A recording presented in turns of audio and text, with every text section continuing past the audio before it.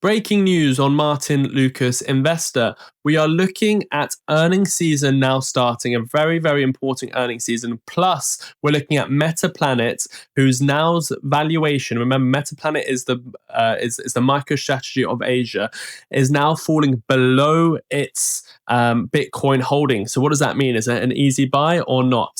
Well, again, nothing I say is financial advice. It's my thoughts and opinions only, but we are going to be looking into it and looking at what it means. Let's start off with Metaplanet story. Remember, this is all from our newsletter. First link in the description as well. Metaplanet's market value falls below its Bitcoin holdings. Is it a bargain or is it a warning sign? Well, here we go. Japan's Metaplanet Incorporated, often dubbed Asia's MicroStrategy, now trades at an enterprise value below the value of its Bitcoin holdings, a rare inversion that raises tough questions about investor confidence in crypto treasury business models. We have been seeing a lot of these Bitcoin treasury models companies starting to lose their premium, and this is another one. I do expect MicroStrategy to lose any of the premium it has left as well. So it's now trading at an enterprise value below the value of its Bitcoin holdings, which is, some would say, a bit crazy. I mean, if it lost all its premium, but now it's trading below its premium of the Bitcoin it's holding. You might think that's an easy buy, but let me explain a bit further. So it's a rare inversion that raises tough questions about investor confidence in crypto treasury business models. The firm owns more than 30,000 Bitcoin, worth roughly 3.4 million.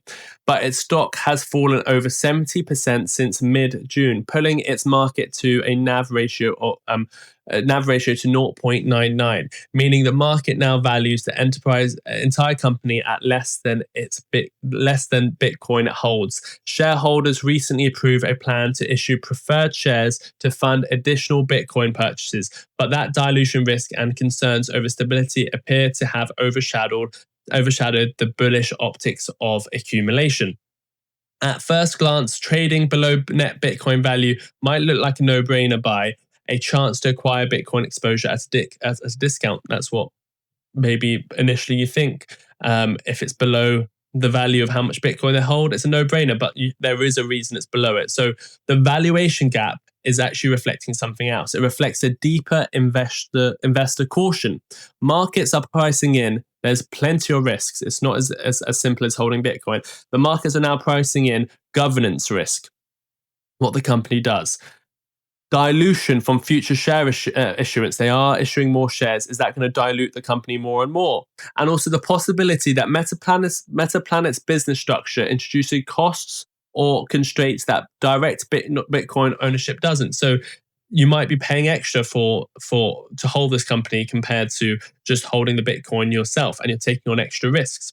You're taking on the company risk. You're taking on risks of dilution. You're taking on risks of what the management would do. You're taking on risks of the jurisdiction that Metaplanet is in. So unlike holding Bitcoin outright, owning Metaplanet stock exposes investors to management execution, funding costs, Japanese regulatory treatment of crypto assets, and potential liquidation barriers. Similar patterns have been seen before. MicroStrategy has periodically traded below its implied Bitcoin NAV during risk-off phases, only to recover when sentiment towards Bitcoin and corporate treasuries improve. We have seen MicroStrategy below its MNAV, which is below its NAV, net asset value of how much Bitcoin it actually holds, but we've seen it above it. It normally fluctuates between the two depending on what sentiment is in the market.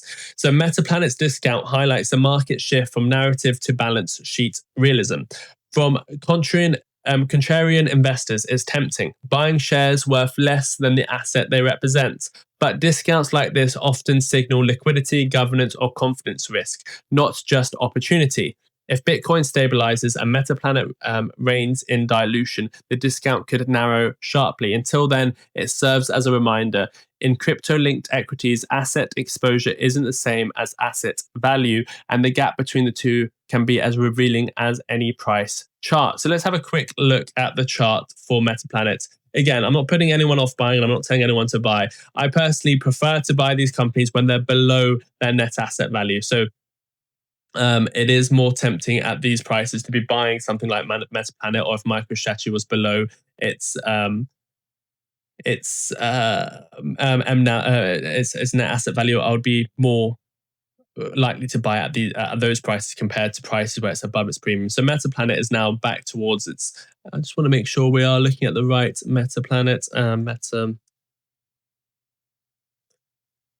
Yep, I think this is OTC at the moment. Yep. So it has just been falling ever since May of 2025. It is coming into more levels that I'm more likely to be interested in buying. $3.33, and I'll be looking to buy at $2.22 as well. So it's much more interesting. It is looking quite tempting to be purchasing some Metaplanet at these levels as well. Much more so than buying at $12, $5, $9. Now it's at $3.45. If you look at MicroStrategy as well, that has been falling as well. MSTR,